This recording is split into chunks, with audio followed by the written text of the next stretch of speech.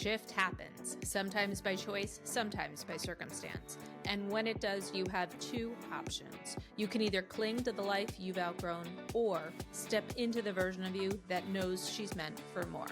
I'm Gialacqua, trauma-informed empowerment coach and founder of Radical Prioritization. Welcome to What the Shift, the podcast for women who've outgrown the life they've built and are ready to create one that finally fits. Here we get real about the shifts that change everything: identity shifts, career pivots, relationship resets, mindset breakthroughs, and learning how to finally release what's holding you back. You don't have to have it all figured out. Just be ready for what's next. It's time to shift.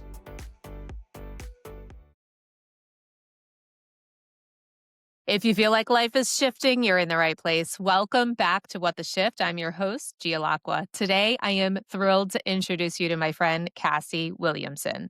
Cassy is a sought-after leadership coach, keynote speaker, and strategist, helping high performers trade burnout for boldness and build lives that feel as good as they look. Her work meets people in the in-between, between burnout and breakthrough, doubt and clarity, fear and becoming, and helps them rise. Known for her fierce encouragement and no fluff coaching style, Cassy empowers others to stop performing for approval and start leading with truth, chasing the places, people, and positions that allow them to be fully and unapologetically themselves. Her debut book, Unapologetic, is part story, part strategy, and all heart for anyone who's ready to stop performing and start becoming who they were always meant to be. Cassy, so thrilled to have you join us today. Welcome to the show. Hi, I'm so excited to be here with you. I love any chance for us to connect. So really happy to see you and be here. Thank you. I'm happy to have you here and really excited to dig into the conversation today because there's a lot of overlap in the work that we do. So I feel like this is going to be a really powerful conversation. I agree. I am really looking forward to it. So before we dive into the good stuff, tell us a little bit about who is Cassy at her core underneath the roles and the titles. Yeah, I think for me, I most people would probably just describe me as just a really big lover of people. I love to be around people and I love to love on people. I think one of the things that I have seen time and time again is just that we forget people crave connection, and it really is as simple as being kind and giving love. And so for me, my hope, no matter what space I am in, title, job, personal, professional, I just hope people leave our conversations feeling loved on, feeling like they can go do something that maybe at the beginning of the conversation they might have doubted. Yeah, I love that. You're a connector at your heart. I love that. Yes. So good. So, congratulations, first of all. I am so excited for you. You recently published your first book, Unapologetic: A Journey to Living Boldly, Loving Fiercely, and Being Nothing But Yourself. So, congratulations on that accomplishment. That's Thank you. Thank you. Gosh, it's been like the craziest journey. And I know because you're in this boat. I think writing a book is easy. Publishing a book is a totally different ballgame. I think I now understand why it takes people so long, or maybe they don't get it done altogether, because it yeah. is a labor of love. There is no doubt about it. It's like giving birth to another child at this Exactly. point. And I did both. I gave birth to a book baby and a real baby this year. I'm Right. like, what was I thinking? Right. You did both at the same time. It's pretty Yes. incredible. So, Yeah. tell us what inspired you to write Unapologetic. Well, for me, I truly believe everyone has a book inside of them. Like, we've all got a story to share. Everyone has been through something. It's just a matter of, do you want to share it or not with the rest of the world? And I have always wanted to write a book and always made the joke, when things go, sideways, I'm going to put it in my book one day. And so for me, writing this book was really therapeutic, but also a way to give back to the people that have poured so much into me, and to amplify voices that maybe wouldn't have been elevated otherwise. I share a lot of my upbringing. I share a lot of personal stories about the people who have served my life, and the reason that I am the way that I am. And ultimately, the last part of the book, because it is 3 parts, is a call to action for the reader to embrace the things that maybe they are not comfortable with, but recognizing that that's where the growth and the magic and your purpose really all come to light. And so it was last summer, I had actually started writing the book as counseling homework. I started writing it not knowing that it was actually going to be a book, and it fell out of me. And then I had this moment that just made me realize, okay, no more dragging your feet. It's time to do this and full steam ahead, like pedal to the metal. And so it was pieces of things that have happened throughout my life that I felt ready and called to share in that moment, that I'm like, okay, I'm not going to wait anymore. I'm just going to do it. I love that you Yeah. followed that pull that you had in your heart to share your Yeah. story as a way of giving back, but also as I talk to more and more authors, it's a way of kind of um, passing the torch to the next sort of people coming behind you, right? And helping them. So it's not as hard as it was for you. So I love that. And you talk about, there's a lot of things I want to dive into, but you talk about performing success instead of living it. And I want to talk about what that means specifically to you. What was that moment for you where you realized it and what did that cost you? Yeah, I think, we're in a culture and a lot of different environments that have really clear expectations of what they want out of us, right? Like we're all about the data and the measurables and the KPIs, and we're tracking all these things in real time. And the tracking is only getting more intense as technology advances because it becomes easier to maintain it. And I think, for me, I went from being in the music industry to healthcare to new home sales to now working, at the national training level and coaching, that I kept going from industry to industry, place, wondering when I was going to find the fit for me. Because I'm a high achiever, I'm super type A. I want to do a good job. I want to make the people around me happy, recovering people pleaser over here. And I think, it was this constant like, okay, well, if I work harder, or if I do more, or if I say yes more often, that's when it'll happen. And I had this moment where I'm like, that's not actually the truth, because the things that people want out of us are often not impacted by what we're giving them. I've quickly realized over the last year and a half that you can do everything right and still sometimes not make the space or the place or the person happy.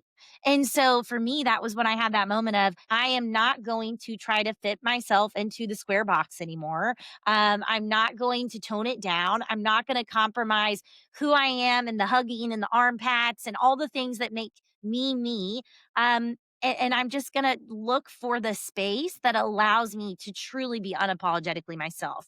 And luckily, once I had that aha moment, that was when I started to attract more of this. And so that's what I would say is, when you can stop the performing act or trying to make yourself something you're not, you're going to then see naturally you're going to attract the right places, the right job, the right opportunity, the right relationships, the right friendships.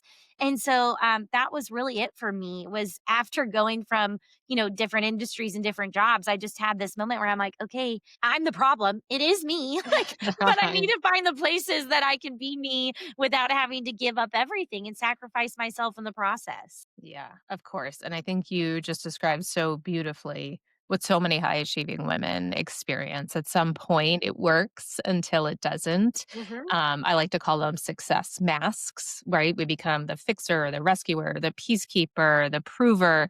And then, we sort of play this role as opposed to living who we truly are and what we truly want. And so I love that you described that. I love it before you also talked about this part of us that we kind of hide.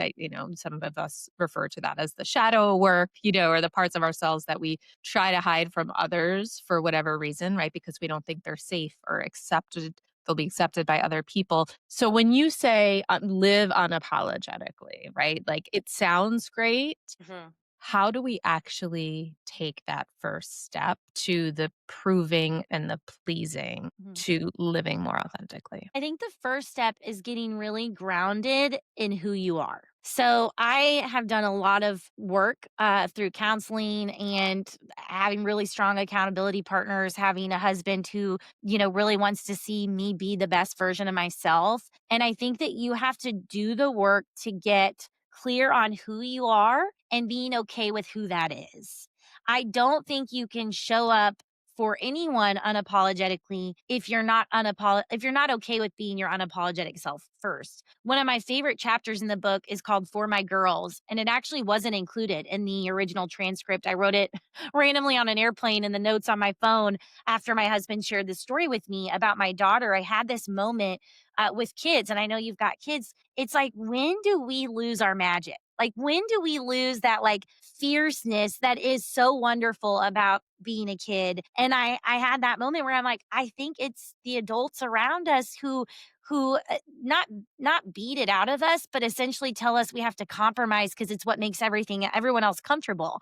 This all came from the fact that my daughter was dressed up as Woody from Toy Story at the doctor's office and then went to school and just owned the fact that everyone else was in normal clothes, but she was dressed up like head to toe cowboy gear and just it didn't phase her at all. And I put in the book, I want her to always maintain that fierce, unapologetic self that she is at her core.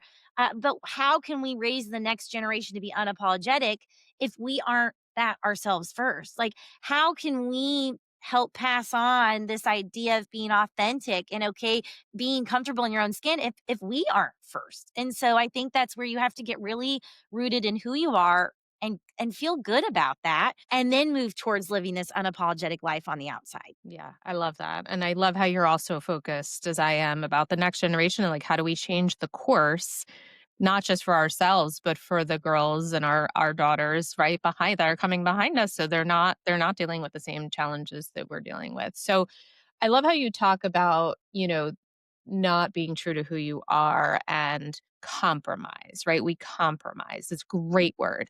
I often see it as settling. A lot of women are silently settling, not recognizing that they're settling in various aspects of their life, whether that be at home in relationships, in their career, family relationships, whatever that might be, or, their identity, their sense of self. From the work that you do, where do you see women compromising the most, right? Is it who they are, what they want, like what they're tolerating? What does that look like? I am so fortunate to be surrounded by women from all over the country in the work that I do. And so I get a pulse of, you know, different, different markets, different professions, different, places on the totem pole.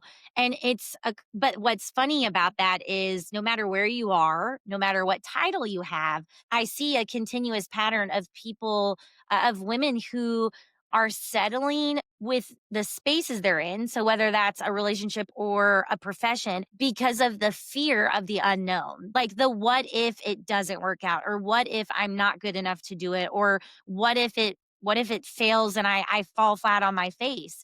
And so I see that the fear of not knowing and not being able to control, which most women we love to feel like we're in control, especially if you're a high achieving personality type. And so what I see time and time again is the fact that they just need a reminder from someone that's not themselves that they are capable and they are worthy of it. Like, I had a friend about a month ago who we were sitting at dinner and she was like, I just have this weird feeling that there's going to be a shift at work, but I've really been feeling this tug, like this. It's just like, God's got it on my heart to do something different. And I'm like, well, what the heck are you waiting for? And we had this full conversation. That week, she found out she was being laid off with a third of the company. And within a few weeks of coaching, she now has launched her own business, sold out her book of business, and now has like a whole different life in a matter of 4 weeks because she just needed someone that wasn't her to be like, you've got this and you can do this. Mhm. And so I think it's, the most important thing we can do as women is surround ourselves with other believers and other achievers who are like, no, you are capable. You are worthy. You don't have to settle. You can make a change. That's why I love our connection so much because that's how you rise. The saying like the rising tides lifts all ships. Like that's how that's what I believe wholeheartedly. I think so many times we're just scared of what other people are going to think, scared of what the people that are closest to us think, scared of what we think of ourselves. Like that fear just takes over. And for me, it's like, okay, well, get comfy with being uncomfy Mhm. and lean into the fear because that's normally when the really, really good stuff happens. Yeah, it's a great point. The fear is such a driving force, and the fear of the unknown in particular. I think I love what you said about maybe it's the fear of other people's perception or judgment, or what will they say, or what will they do, or what will this mean? Also, ourself perception, right? Like, what does it mean for my identity and who I am if I'm not this? I think for so many of us, our title becomes our identity. So then it's like, well, if I'm not doing that, who the hell am I? I know it was me for a very long time. Yeah. And I think especially supporting each other through those non quote unquote traditional transitions, right? You're not just going from one title to another in a corporate role, but branching out in your own business or starting a new venture or right. That's where you especially need that reinforcement and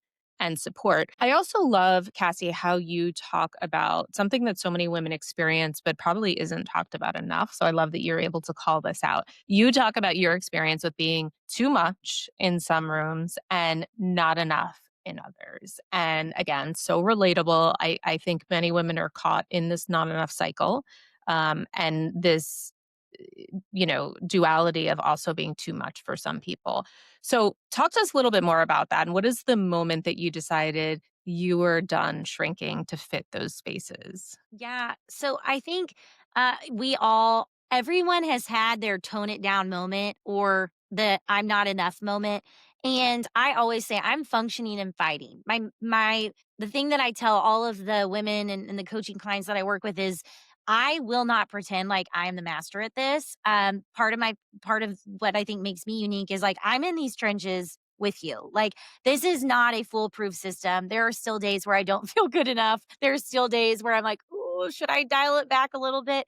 And I share that because I think it's important to say that. I think so oftentimes we see people in coaching spaces or, who maybe are on a platform that look like they have it all together and that this is not an obstacle for them. And I am here to say the opposite. This is still an obstacle for me. This is still, one of those things that I have to constantly check myself on. But the moment that I just threw up my hands and had that like I'm done, that like big mistake, pretty pretty woman moment, which is how I picture it in my mind with my bags that I don't have, is last summer. I was on a call, and I don't know if you've ever gotten on a Zoom or a team meeting where you are thinking that it's going to be to celebrate what you did well. Like I was getting on this call, coming off of a few speaking events, feeling really good. The feedback was great. And I'm like, this is going to be a great call. And the second you click like join meeting and the camera pops on, you quickly recognize the energy is not what you thought it was going to be. And I was like, oh, this is a you're in trouble call. Which quickly deflates us, right? Naturally, we're like, "Oh gosh, I'm in trouble." And so I was on a call with someone from the C-suite who I looked up to in our industry, who basically took the time during that call to tell me that I needed to lead up. That I needed to tone it down, that I needed to stop the Cassie hands and even went as far as mocking them and get serious because I was not going to be taken seriously in executive spaces with high level leaders if I kept showing up like this. And there was a lot of gestures and facial expressions that went with it. And I got off that call and I cried. I cried and I called the people that I love the most, who I know will always be honest with me. It's important to have those people. Like, you can call your sister and she'll tell you you're the best thing since sliced bread. That's great. It's good to know. But then you also need to have the people that'll be honest and just share this conversation. And not only was that the conversation where the book was named, but in a similar conversation, that's where the chapter No, You Tone It Down was titled. And it was at that point that I recognized this was no longer about me. This was about a movement to speak to those who have been in the space and who are coming behind me in it. Because I'm in a very male dominated industry. At the time I was in a space that I am like the weird one, the quirky, the outgoing, the too much. But I own that. And I love that about myself because I know that there is someone in the room that needs it. And that's why I'm there to begin with. And so if you're listening and you're struggling with this, or you're finding yourself in a similar position, there is a whole chapter in the book I called Pick a Seat at the Right Table. And it's about finding the spaces that you can be yourself authentically and be embraced for it. And that's a lot of the training I do is that when we actually empower people to be authentic to themselves, we will see the best versions of them follow. It's actually when we try to shove people into the box that we see a restricted version of them that essentially will point them in the wrong direction or burn them out or cause them to leave or whatever it is. And so that was my moment. Last summer, I had it. Yeah, it's a great story, and I appreciate you sharing that, because aren't we all a little weird and quirky? Yeah, we are. We are in our And own it's way. like, but yeah, but we hide it, right? To be accepted, right? Yeah. To be quote unquote normal. And then it's like, no, at the end of the day, but embracing that is part of who you are is such a powerful move. So I love Yeah. that. Yeah. Now we talk about confidence, women's empowerment, and a million confidence podcasts, books, right? Talk to us from your perspective. What are we still getting wrong as women, as high achieving women, about confidence and self worth? So this is the first time I've really given this answer. So it's for you, Gia.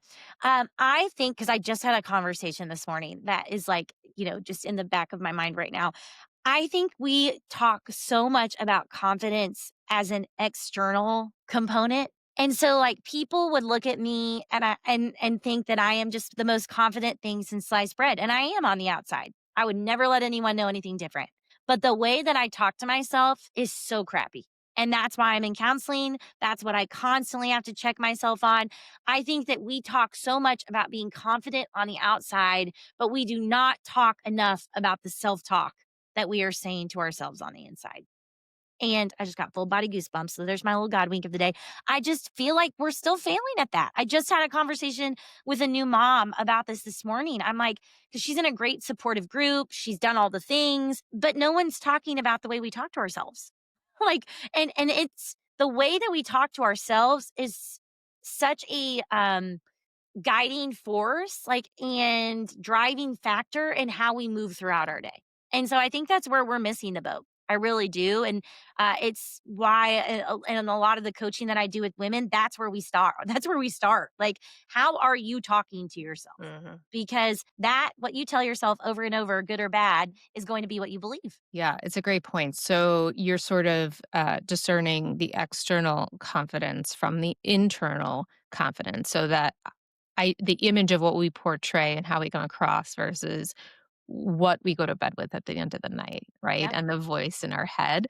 Mhm. So, and you're right. So many women have that inner self critic, and we have a lot of negative self talk. Talk to us a little bit about where that comes from and how do we start to shift out of that? Yeah. I think, the where is probably different for every person. I know where mine comes from. Like, and it's, a lot of just childhood trauma, like things that I was told from people that I loved and cared about, things that I was told from the bully at school. Like, I can still hear those things in my head all the time. And so I think for me, the where is from things that I heard from the people around me. But I don't know that that's true for everyone because I'm only inside my own head. I will say with my girls, I'm extremely conscious about how I talk about myself in front of them because I do know some of my doubt comes from the things that I've heard, women that I looked up to say about themselves. So it wasn't like they were saying it to me. And so I think that's probably another component. Um, I had an amazing counselor give me the homework of printing a picture of myself as a kid. And I've actually found that a lot of people have done this and putting it on my mirror. And she had said, if you can't say what you're saying to yourself right now to her, like the 5-year-old version of you shouldn't be saying it at all. And I cannot tell you what that homework did to me. Like it wrecked me. I mean, I was crying, brushing my teeth a lot. It's like, but it was so humbling Yeah. to be like, okay, if I'm not going to say it to her, mind you, I was a very awkward looking child. I have a very big head. We've got big heads in my family. And I had these like teeny tiny T Rex hands. And so it's like, I would never say that to her. So why am I saying it to me as an adult? And so I think it starts with just being aware. Like, it's like, the first step is admitting you have a problem. The first step is admitting you're not being nice to yourself and then just being aware of it because you can't fix it overnight. And I still struggle. Like there are still moments where I walk by the mirror and I'm like, whoa, whoa, what? But then I have to remind myself, like, nope, you're great. You're great. You're great. And so I think that's where it all has to start. Yeah. I think it's a really powerful point, and for a lot of women it is childhood trauma or just experiences, right? Even Yeah. if you had a wonderful childhood growing up, we were raised in different generations. Our parents had very different circumstances than we do today. Yeah. And they did their best with what they had, right? What was available to them. So it's not necessarily about finger pointing or shifting blame, but it is about recognizing, to your point, the awareness of Yeah. what messages we internalize. And even if it wasn't our family, to your point, the boy at school, the girl who bullied us, right? Or, the teacher who Yeah. scolded us when we Yep. really did our best. Yep. It's those moments that stick with us in our formative years that create that narrative in our brain and those beliefs. And just because we have those beliefs doesn't mean they're true, but we hold on to them for so long until we step back and we're able to really challenge them because it does drive our behavior. So I appreciate you raising that because I think it is very common for high achieving women, whether they recognize it or not, whether they think it's resolved or not. For me, for many years, I tried to tell myself that I had dealt with childhood trauma. I'd done the work, when in fact I hadn't, right? And it was still rearing its ugly head. And so going much deeper into the healing process. And so it does tend to drive our behavior. And the example I like to give, because it's an easy one, is, as a kid, a lot of us were told, if you fall, you cut your knee and you start crying. What were you told? You were told, you're fine. Yeah. You're Tough it okay. out. Tough it Shake it out. off. You're gonna be okay. Get back in the game, right? There was no, "Oh, let me see. Let me put a Band-Aid on." Like, no, there was none of that. And so what do we tell ourselves now as women? I found myself on the floor having heart palpitations, thinking I was having a heart attack, and what was my inner voice saying? "You're fine. You're fine. What are you gonna make for dinner?" Right? Like, Yes. no, that's not the right response. No. But it is, to your point, questioning the thoughts and the voices that are coming up for us. Yes. Yeah, most definitely. And I think it's a lot of unlearning. Like we all have some unlearning to do, and you have to be willing to do the work. And the only person that can control that is you. And so that's where you have to find that fire within yourself to be willing and ready to do the work. And it's so worth it, but you have to do it. You've got to do it and put one foot in front of the other because it is a journey and a process. There is no doubt about it. Yeah, 100%. Yeah. So, we talk a lot about reinvention on this show, either by choice or by circumstance. And I'd love to know from your perspective, given your journey, what would you say to the woman who is stuck somewhere that she's outgrown, but is afraid to evolve? She's afraid to move on because she doesn't want to disappoint anybody, or to your point, the fear is just so strong. Yeah, I think I would say that we are only given one life and no one is guaranteed tomorrow. And so if you were to go tomorrow and someone asked you, were you happy? Were you happy with your life? Were you happy with how it all went? How would you answer that? Because I know and life is so precious and it's too short for many. And so if you are given the opportunity to get up and live another day, you should live it fully and happily and without any toning down. And so do not let the fear of the unknown keep you from living a full and happy, fulfilled life because you deserve that. You really do. Everyone does. And I will say that, like we said at the very beginning of this, if you're not uncomfortable, you're not growing. And so just get okay with being uncomfortable. I'm uncomfortable all the time. I have no idea what I'm doing half the time. But I will say I'm never going to wake up and regret not taking a chance on something I wanted to because I always do. And so I would encourage other people to lean more that way because the worst that can happen is it not go the way that you planned. And then you just figure it out because you will. We all do. For sure, especially high achieving women. Yes. Such great advice.